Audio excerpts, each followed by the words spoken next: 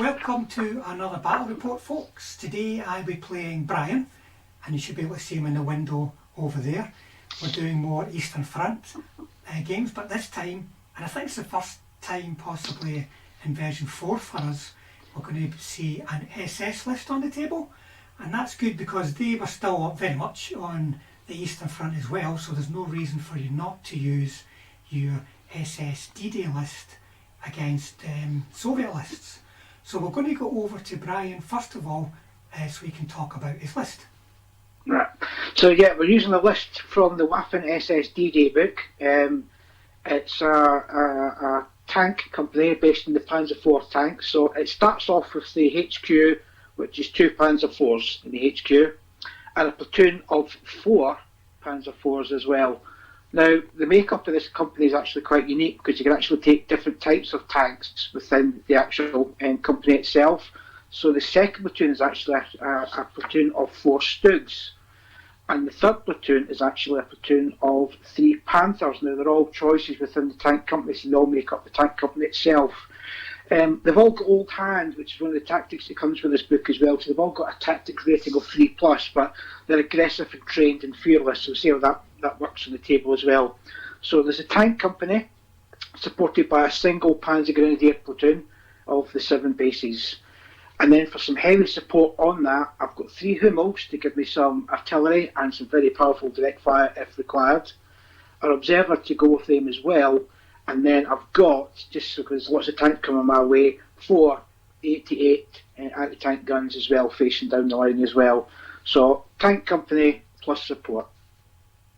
So I'm using a Hero T34-85 formation that you've probably seen before. It's got a company command of a single T34-85 and then 3 platoons of 4. And then part of the formation, it's got, let me think, it's 5 Hero SMGs plus Commissar and 6 mortars, though there's not very much they'll be shooting at in this game. And then it's got in support a platoon of 5 SU 100s.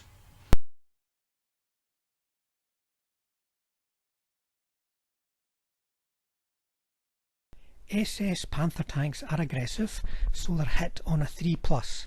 They motivate well though, being fearless on a 3+, but they are skill level 4+ for trained. They can take advantage of the company commander's better skill level using the old hand rule. The mobility is typical for a medium tank with a tactical move of 10 and a cross check of 2+. The armour is good on the front with a rating of 9, weaker on the side but still not too bad at a rating of 5 in top armour 1. So you want to point these towards the enemy. The gun on this tank has a 40-inch range. It's a 7.5 centimetre gun with an anti-tank rating of 14. So it's going to take care of most allied tanks very easily. And it has 4 MG dice for those softer targets. The SU-100 is a Soviet tank killer. It has a tactical move of 10 inches, but it's got a cross check of 5, so you need to be careful where you're deploying it because it won't cross obstacles easily. It's careful, so hit on a 4+. It's a veteran, so it's got a 3+ skill. And it's also fearless, though it doesn't fare so well in assaults with lower stats for that. The 100mm gun has a 32-inch range. It's got a rate of fire of 1. It's slow firing as well, which means it has a penalty of 1 if it's firing on the move. Its anti-tank is 15 and its firepower is 2+, so it's more than capable of taking on all but the heaviest German tanks and knocking them out. The Hummel is the SS heavy artillery option. It's also mobile with a tactical move of 10 inches and a cross check of 3. It is aggressive, so hit on a 3+. It's fearless and motivates on a 3+. It also remounts on a 2+, which is very good. It has a veteran skill rating of 3+, which is important for those ranging in roles. The artillery stats for this vehicle are at the top end of the spectrum, a range of 80 inches, anti-tank 3, firepower 2. Direct fire is only 16 inches, rate of fire 1, anti-tank 11, but it has an auto firepower, so if you can get into range and survive with your poor armour, you may do some damage, but it's a great artillery weapon. The T34-85 is split into two types in the game, the standard type and the hero type. Now they're all hit on a 3+ because they're aggressive. Both types are confident, however the standard types have a 3+ last stand. The hero versions have a skill of 4, whereas the standard type skill is only 5, so that's not very good for them. Now the hero types also have the rule of crafty, which means tactic type rolls are on a 3+. Now they've got a tactical of 12 and a very quick cross country of 24 inches, cross check of 2+, a 28-inch range on their main gun with an anti-tank 12, firepower 3 and 4 dice of MGs for the soft targets. Speed and mobility are key strengths of the T34. Here's the lists. We're going to decide on the mission using the mission matrix. We've got two very attack-minded lists, so we might see a bit of a attack-minded game, certainly not a defensive game I don't think. So we're going to roll for that, and then we'll come back once we've set up the table and deployed everything and the deployment zones.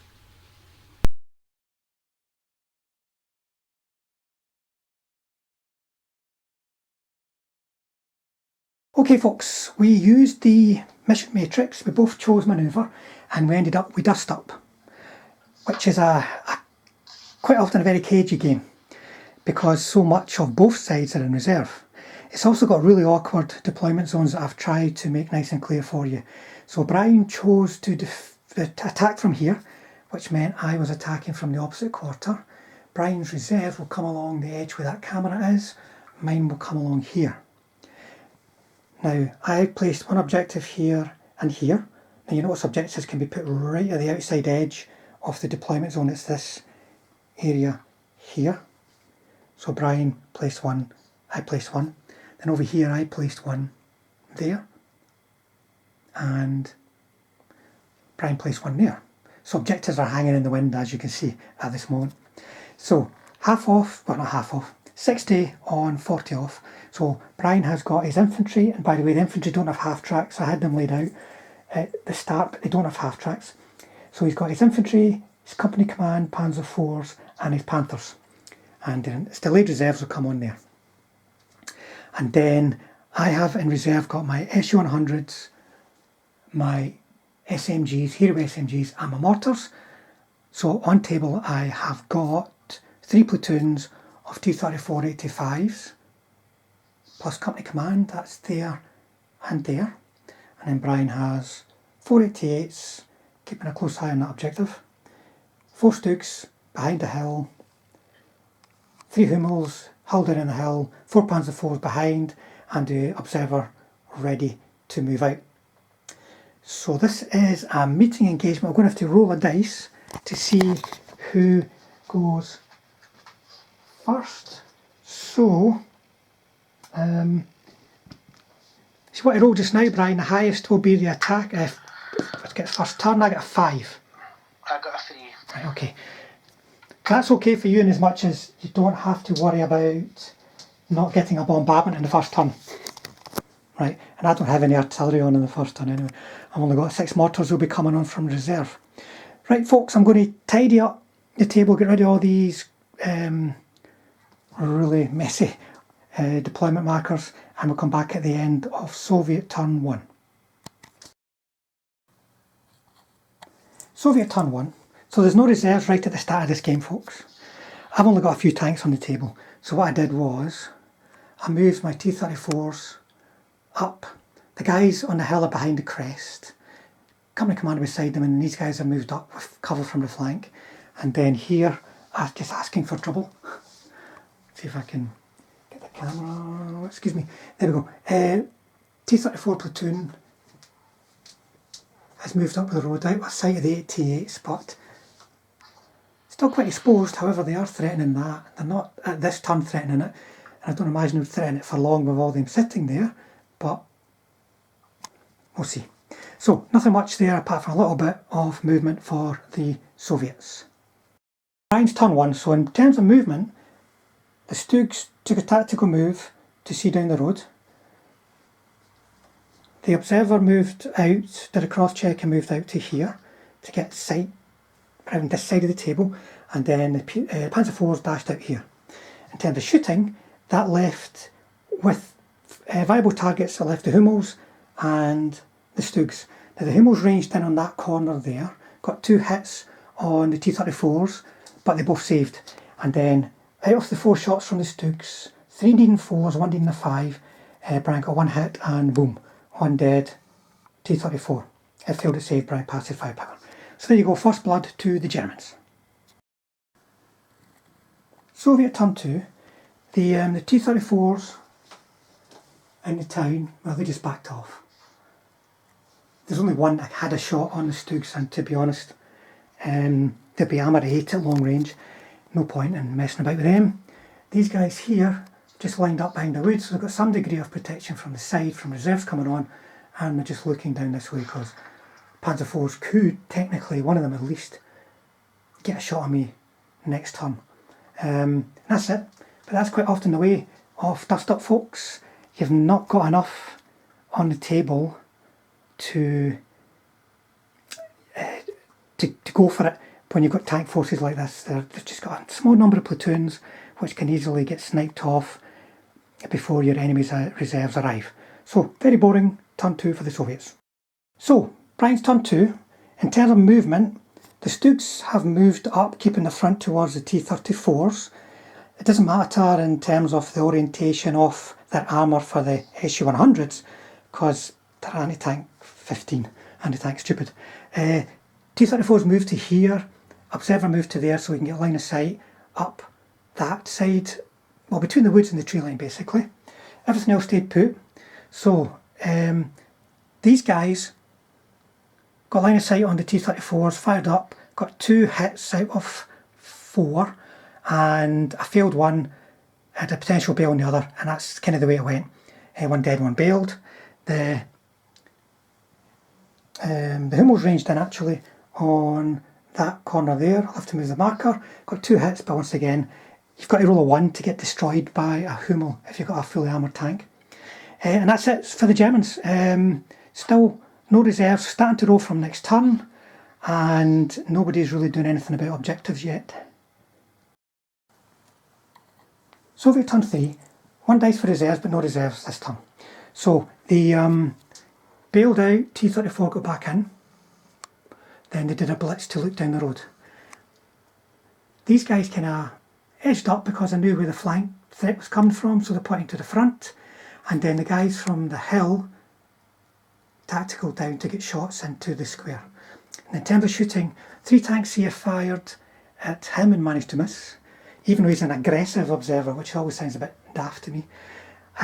Here I got 3 hits on the Panzer IVs. All 3 failed, but it was 2 failed firepowers and a kill, so there was just 1 dead.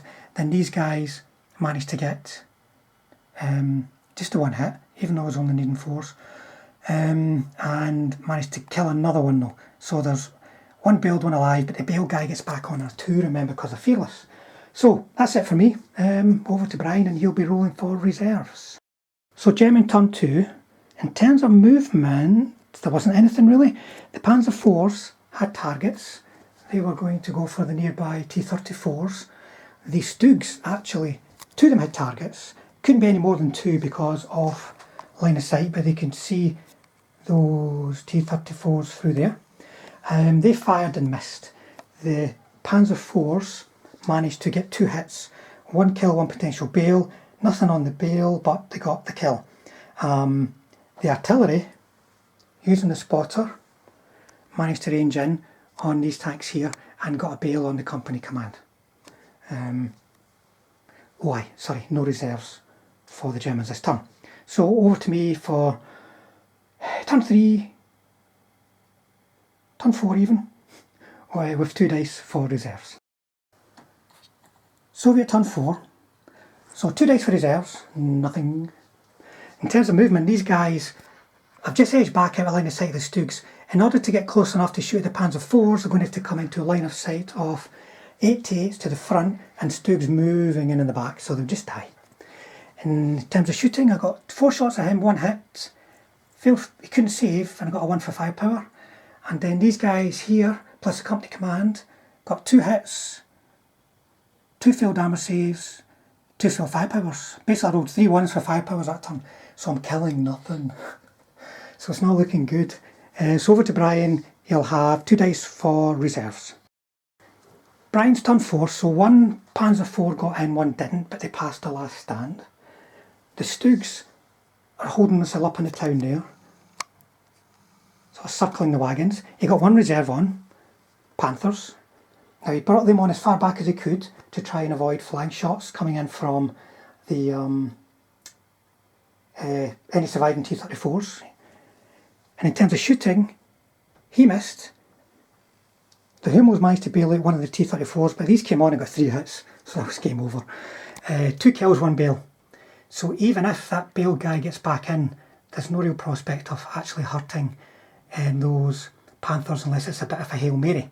So it's going to probably be come along to whether or not Brian can actually come and take an objective off me, because I don't think I will get anywhere near any of these objectives.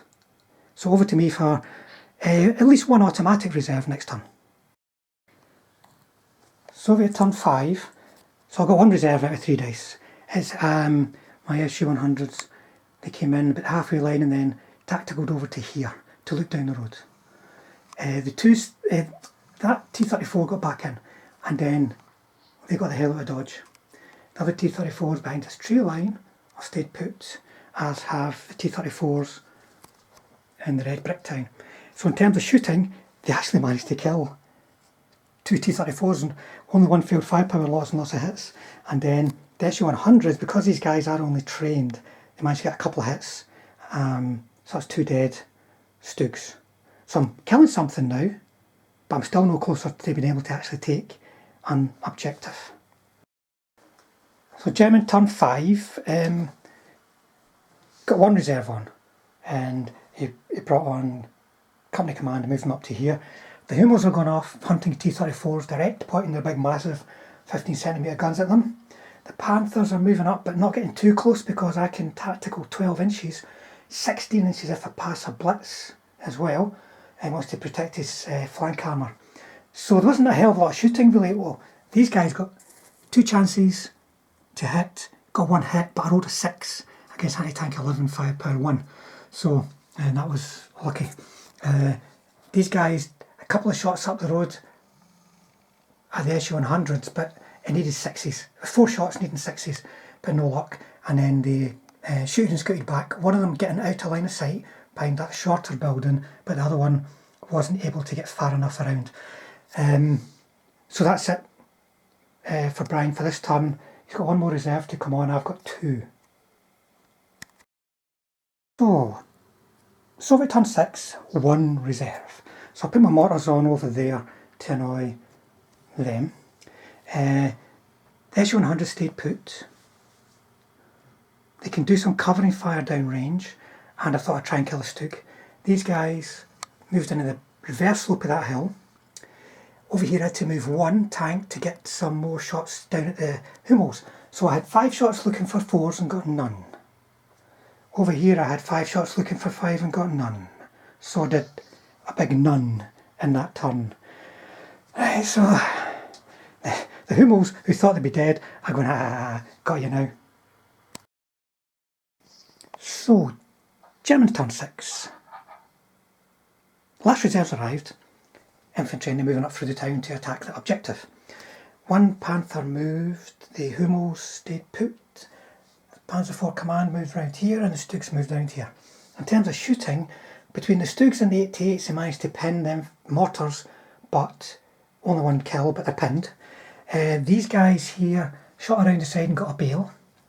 The Hummels then fired, and I jumped to shot onto the bail tank and it died, and turret flying everywhere. That reduced the number of shots available for the Panthers against visible T-34s, so 1 could see, fired and killed the company commander. The other 2 fired downrange and bailed out an SU-100. So a total gubbin for me, and it's looking very difficult to see how I can come back. Gemma turned 7. The IS-100 didn't get back in. Reserves came on, ran up here and did a follow me. Those two T-34s moved down off the hill to shoot here. They positioned themselves to shoot here. One moved up to shoot there, and then two T-34-85s moved to shoot Stugs with a failed blitz. And the mortars unpinned. In terms of shooting, the mortars failed to range in. Here I managed to get a hit and a kill, but over here, loads of shots and nothing.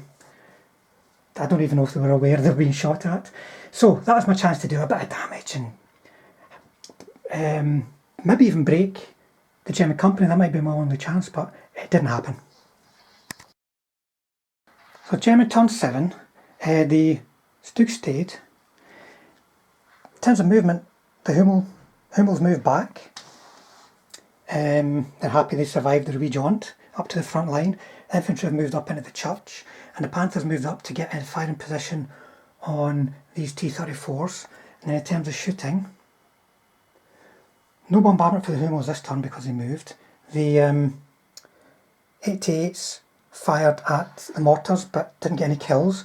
The Stug fired but only got a potential bail against the T-34s and it didn't work. The Panthers only got one hit against these two here, but it killed. These Company Command fired them and missed. So I'm still in with the skin of my teeth, but we'll see what happens when we do motivations on that survivor there and see if I can actually hit anything this turn. Gemma turn 8, so what happened? The surviving T-34 ran away, which is a shame because I could have used it. The SU-100 unpinned. These infantry moved up and then followed me. These tanks here managed to blitz to shoot the back of the Panthers, though they still had some concealment from the hill. IS stayed put. So in terms of shooting, the T-34s managed to kill the Stug. These guys, 4 shots, only 1 hit unfortunately, and killed a Panzer 4. Over there, I only managed 1 hit, needing a 4. 4 shots, 1 hit. That could have been it. So 1 dead Panther, and that was it. Nearly. That was a nearly turn for me, because if I'd have destroyed, if I'd got another hit here and destroyed him, that would have been the end of the formation. As it is, Brian's got a chance to win the game. So Brian's turn 8, what happened in that turn? A lot of staying put with some things moving with us. The 88s, obviously, the Hummels stayed put, Company Command stayed put. He tried to blitz the Panthers to get a nice hull down position, failed, but it wasn't a problem in the end. The infantry moved up into assault positions. Artillery dropped in and clipped to back off the infantry that were there, and then it was just everything fired at the infantry apart from the Panthers. There was lots of MG shots, Company Command, 88s, just everything hammered them. 1 base out of the 6 survived, and then he ran in for the assault and clobbered 11 daylights out of him. So I basically got to, I don't know, maybe break Brian's company. I think that's maybe my only chance of getting anything from this, but we'll see. So my turn 9, the only hope I had was breaking Brian's company, and to that end, well, first of all, the T-34 there didn't get back in but didn't run away. All I've got left is that platoon's still there, the platoon in the Red Town and the mortar, so I've still got 3 platoons, so only just. If that platoon had run away, I'd still be in, just because of the infantry elements. So when it came to shooting, the 2 T-34s here moved up and killed him. And then the IS-100s with 5 dice managed to kill a Panther. But the demise of the Panzer IV commander means the company's broken because it's only got 1 platoon left. Even though it's got 88s, Hummels, infantry still on the table, it's lost its core formation. So by some miracle, maybe even just 1 turn too late for an assault, I managed to hold on. Though we'll put the casualties out at the end and you'll see there's not much left for my guys at all. So we're going to go over to recap.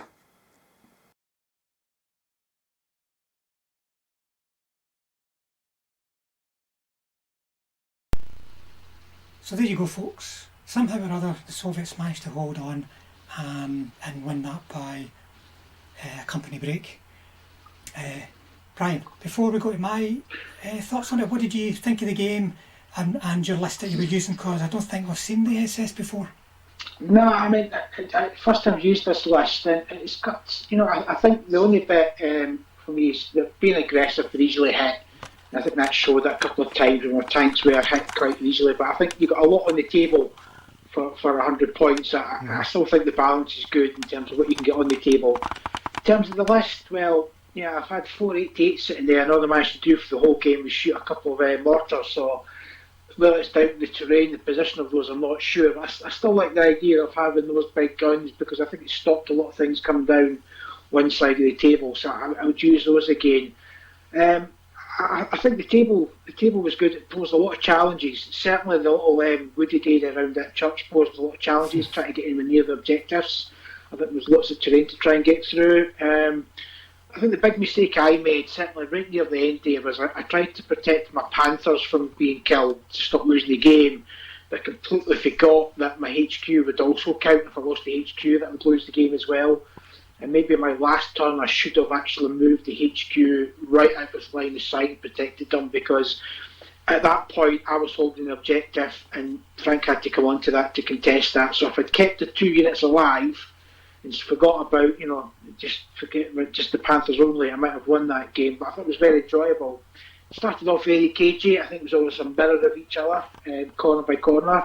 But when we actually got stuck in, I was really pleased with the assault. Considering I was up against a lot of machine guns, I think really taking it with infantry and having one base left to assault really helped me there. But I thought it was a really good game. I liked the list. The SS, the Panzer 4 list is good because you can actually have, as I said, as units in the formation, Stugs, Tigers and Panthers if you want them, or Tigers and or Panthers.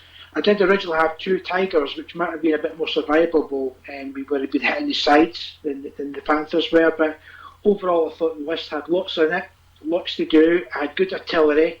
I wasn't patient in moving my artillery forward and trying to use them as guns. Maybe that was a bit suicidal, but it worked and they survived.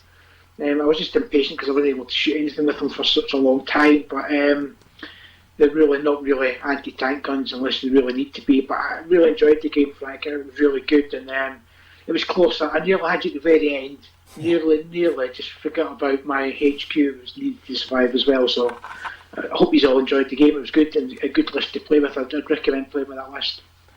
I quite like the list. I mean, those 88s hemmed me in so much and stopped me developing flank attacks and such like. So they maybe didn't destroy a lot of things, but they controlled a lot of things. And as you said, Brian, a slightly more cautious approach at the end probably would have won you the game because I had nothing that could have got to that objective. Thanks, Brian, for that sum up.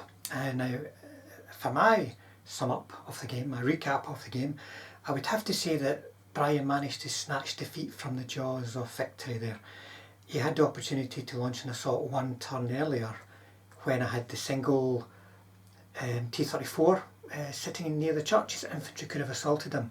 He would have been on the objective the turn before my infantry got there, and I don't think I would have got him off. However, we have to say that Brian was playing remotely, and if he'd been in the room, he maybe would have picked up on that. He did say the activity around that church was really confusing, how much could move and what could fit in where and so on. So that's maybe just one of the downsides of playing remotely. In my own defence, I would say I had some terrible luck in that game. If you'd have seen the live feed that I shared with Brian, you'd have seen me crying. Some of the turns were just absolutely terrible, but that's just me moaning. As far as my list goes, I've used it a lot. It's good for some things, not so good for others. It's not a very good list for dust up, but any tank list is going to struggle in dust up because you have objectives sitting wide open, and you can't really stick a tank platoon on it because it will just get shot to bits. Typically there's no cover around it. So it's a very challenging mission if you've not got a balanced force or a force with infantry, and it's also a mission that's a slow builder as you're waiting for your reserves to arrive. You're typically not got that much on the table, and you know, my reserves, I could have had mortars on the table from the start to deal with the 88s to give me a bit more freedom of movement, but I would have to have left an entire T34 85 platoon off table. So that would have meant I was immediately going on to the defensive, and I thought, no, I've got to go for it. And both of us did really try in the end, especially Brian, to get that win, because it's a game that'll get you nothing if you just sit back and shoot, unless you're lucky and the opponent gets broken, but that takes, you know, a set of circumstances to arrive that you can't necessarily control. In that game I intended to put my T34s down the flank to mob the Panthers when they came on from reserve, but it took me ages to get rid of that annoying Panzer IV platoon, and then when the Panthers did come on, the worst possible thing happened and they got 3 shots, 3 hits, and I wasn't mobbing anybody with 2 tanks, so I had to pull back, go on the defensive, and then I rode my luck a bit from there. So I'll say it's a lucky win for me, a moral victory for Brian. But thanks for watching, folks. I'm going to put the casualty, the sort of casualty show up just at the end if you want to see what was left and what was destroyed. But thanks for watching, thanks for subscribing. If you don't subscribe, please consider doing so to help us build the channel and bring it to more people who play and enjoy the game. So that was quite a bloody game, I'm sure you'll agree, lots of casualties. That's what the Soviets lost. They were outright losses. All the infantry, nearly all the T34 85s, 1 mortar. And for the Germans, outright losses, 2 Panthers, the company HQ, platoon of Panzer IV's platoon of Stugs. And then survivors for the Soviets, 3 T34s across 2 different platoons, one of which was bailed at the end, the mortars, and then the 5 ISU 100s, or SU 100, sorry. The Germans had quite a decent amount left at the end of that. They had the 488s, 1 Panther, platoon of infantry which was totally untouched and fresh, and the Hummels, who had quite a lot of fun running around but didn't actually kill anything. Oh no, they did, in direct fire, not in artillery, but in direct fire. No, they ran up, killed one and ran away again, which was probably a wise move. So, quite a bloody game, but quite a bit left on the table for each side too.